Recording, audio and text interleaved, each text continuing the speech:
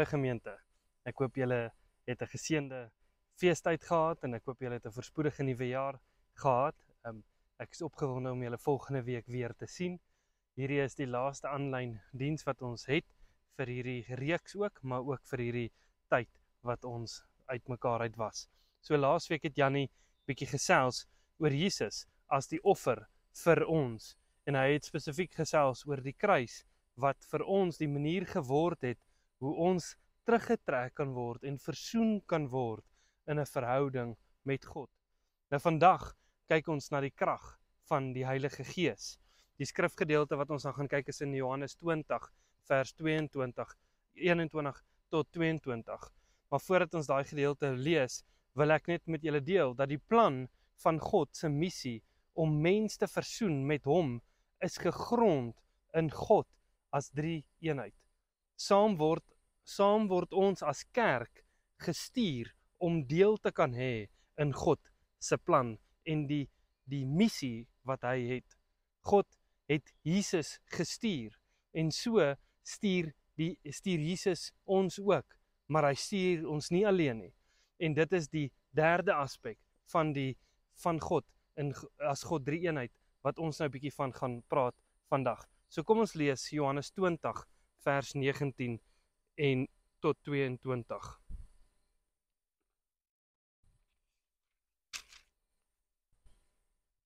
Then the same day at evening, being the first day of the week, when the doors were shut, where the disciples were assembled, for fear of the Jews, came Jesus and stood in the midst, and said unto them, Peace be unto you.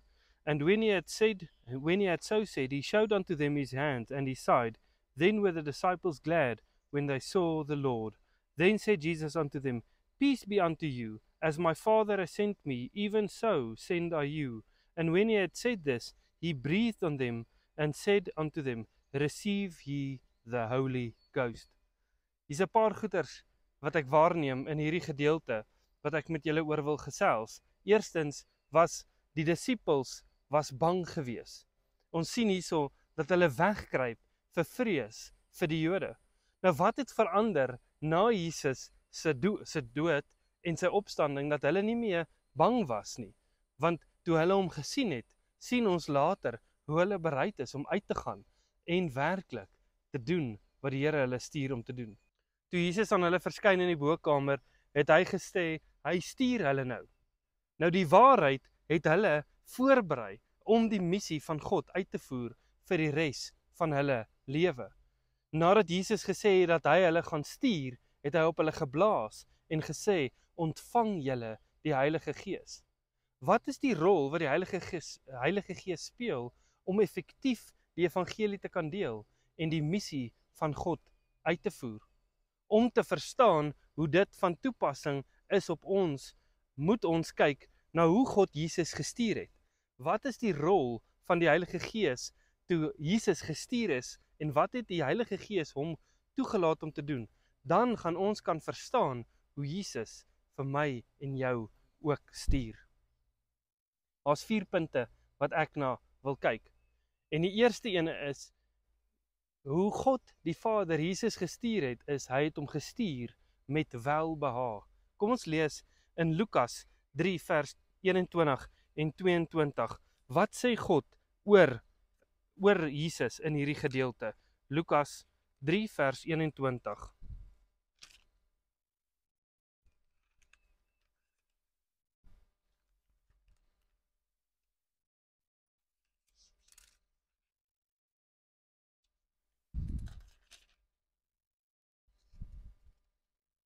Now when all the people were baptized, it came to pass that Jesus also being baptized and praying, the heaven was opened, and the Holy Ghost descended in a bodily shape like a dove upon him.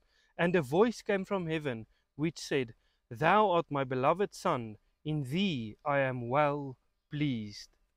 Hier's 2 goeters wat ons sien gebeur toe Jesus gedoop is. Eerstens het die Heilige Gees afgekom soos 'n duif en op hom kom rus. En die tweede ding is, dat 'n stem uit die hemel uit gepraat en gesê, jy is my geliefde seun, in wie ek 'n welbehae het. Voordat Jesus eers begin het om te bedien, het God 'n welbehae gehad in hom. My kinders hoef niks te doen vir my om lief te wees vir hulle. Daar is niks wat hulle hoef te doen vir my om te gee en 'n welbehae te hê in hulle nie. Die feit dat hulle my kinders is vir my goed genoeg om 'n welbehae te hê in hulle. Ons is nie geliefd oor wat ons kan doen vir God nie, of wat ons kan doen vir hom nie. Ons is geliefd oor wie ons is.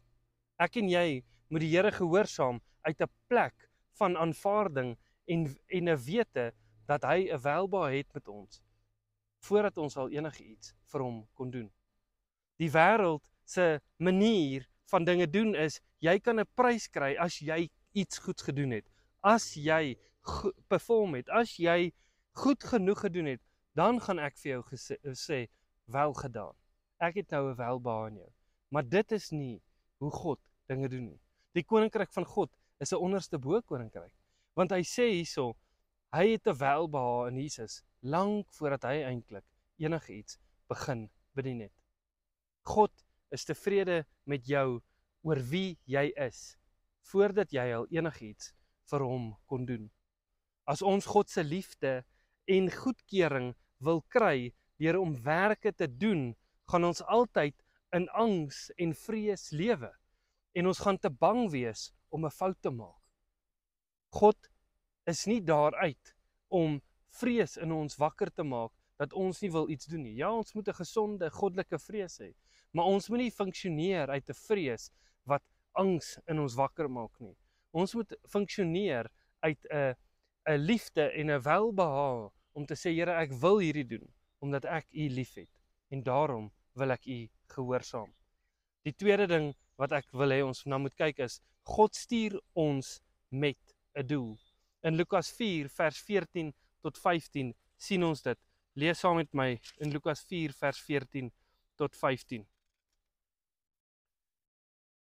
And Jesus returned in the power of the Spirit into Galilee, and there went out a fame of him through all the region round about, and he taught in the synagogues, being glorified of all. Verder sien ons in vers 40, wat het hy geleer? Lees saam met my in vers 40. Now when the sun was setting, all they that had any sick with diverse diseases brought them unto him, and laid his hands on every one of them, and healed them. And devils also came out of many, crying out and saying, Thou art Christ, the Son of God. And he rebuked them, suffered them not to speak, for they knew what he was, that he was Christ. And when it was day, he departed and went into a desert place. And the people sought him and came unto him, and stayed him, that he should not depart from them. And he said unto them, I must preach the kingdom of God to other cities also, for therefore am I sent. And he preached in the synagogues of Galilee. Lukas 4 gee vir ons mooi 'n venster wat ons in kan kyk na Jesus se vroeë bediening. Nadat Jesus uit die woestyn het gekom het, nadat hy die Heilige Gees ontvang is, getoets is in die woestyn, het hy sy bediening begin. En dis 'n interessante gedeelte hierso.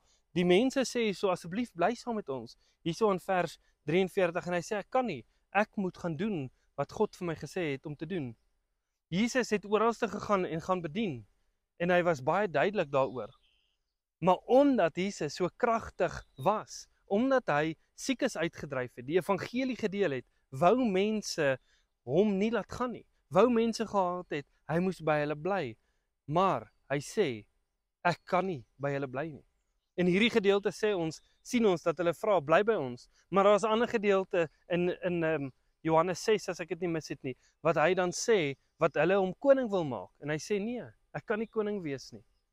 Jesus het nooit toegelaat dat die aandag afgetrek word van die doel en die missie wat die Here, wat God die Vader hom mee gestuur het nie. Hoekom het sy aandag nie afgetrek geword nie? Want Jesus is deur die Vader gestuur met 'n doel, en die doel was duidelik.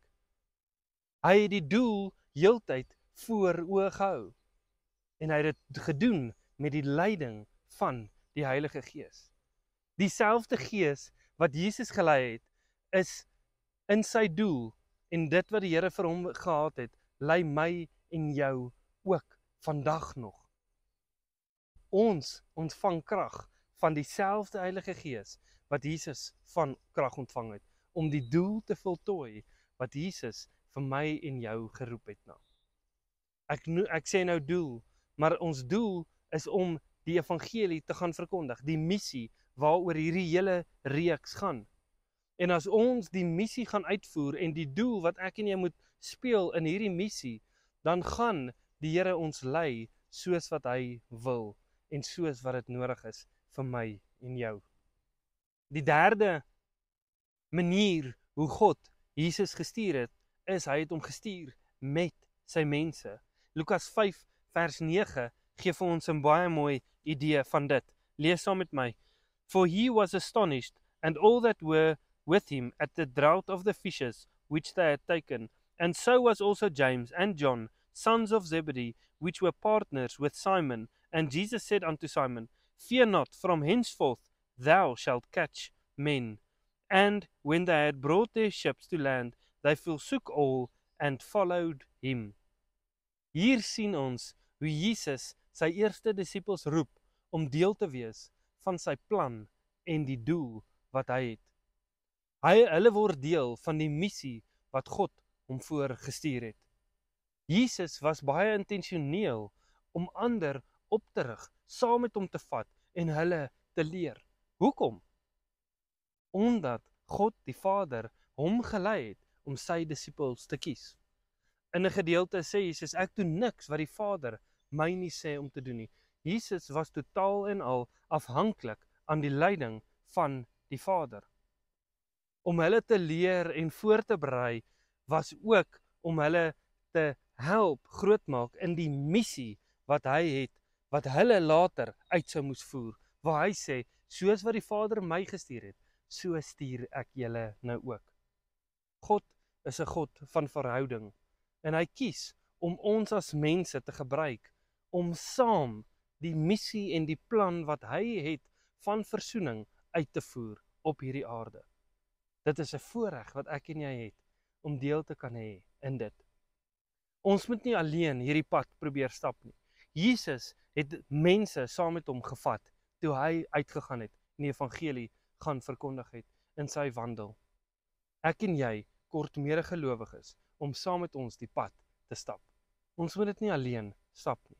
Jesus het sy disippels 2-2 uitgestuur. Ek en jy moet nie dink dat ons alleen hierdie pad kan of moet stap nie. Die vierde manier hoe God die Vader vir Jesus gestuur het, hy het hom gestuur met sy teenwoordigheid. Johannes 8 vers 28 sê dit vir my so mooi. Lees saam met my.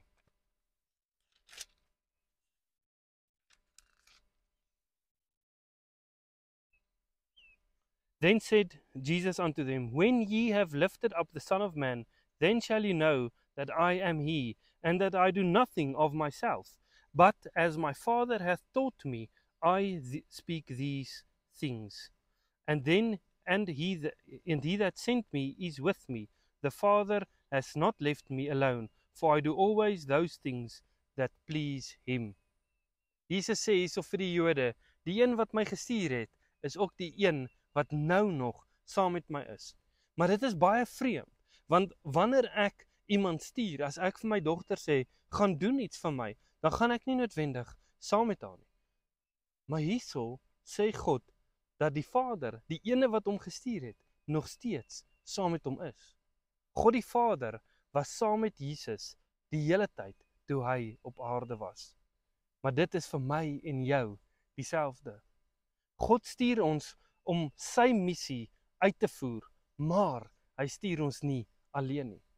In Matteus 28 sê hy, gaan uit en maak disippels van alle nasies en doop hulle in naam van die Vader, die Seun en die Heilige Gees, en ek is met julle tot aan die volëinding van die aarde. Jesus stuur sy disippels, maar hy sê, ek is met julle. Hoe is dit moontlik? Hoe kan dit gebeur as Jesus aan die regterhand van God sit op in die hemel? Deur die inwoning van die Heilige Gees.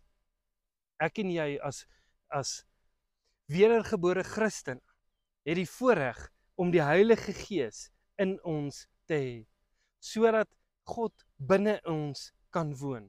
Ek en jy is nooit alleen nie. Al mag jy voel dat die wêreld jou verlaat het, moet jy weet dat jy nie alleen is nie. God is altyd met jou. Ek wil afsluit met hierdie gedeelte. God stuur ons nie alleen uit nie. God stuur ons met sy welbehae, ongeag die resultate. Ongeag wat jy al gedoen het, hy stuur jou, want hy het 'n welbehae in jou, want jy is sy kind.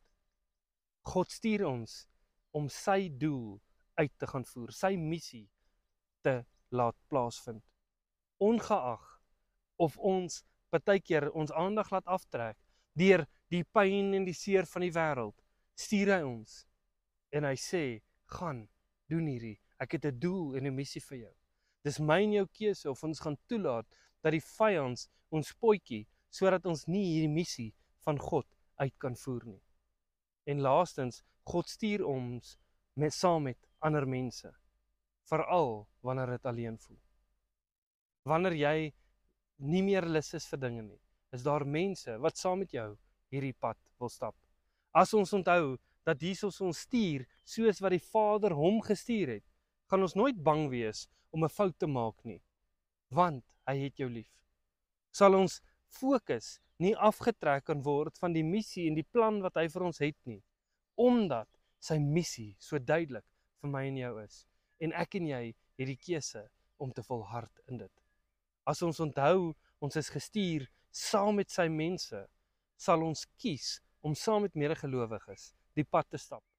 Ons moet nie die samekoms van die gelowiges minag nie. Ons moet nie sê, ek sal alleen hierdie pad stap en doen wat ek wil nie. Nee, ons moet kies om dit saam met ander mense te doen. Here, baie dankie vir hierdie woord. Here, mag ons nie vrees in ons harte hê oor wat gedoen moet word nie, oor die missie en die doel en die plan wat U het nie. Mag ons 'n stap van gehoorsaamheid vat en U volg en U gehoorsaam in alles wat ons doen. Here, ek vra dat ons nie bang sal wees om 'n stap van geloof te vat, maar dat ons dit sal doen met die doel en die wete voor oë dat U 'n missie het om die wêreld te versoen met U en ons kan deel wees van dit. Lei ons in U weg en in die waarheid. In Jesus naam. Amen. Ek hoop hierdie woord het julle gestig en bemoedig. Ek sien uit om julle volgende week bymekaar te sien. Dan gaan ons die laaste gedeelte van hierdie woord behandel. Geseënde Sondag verder.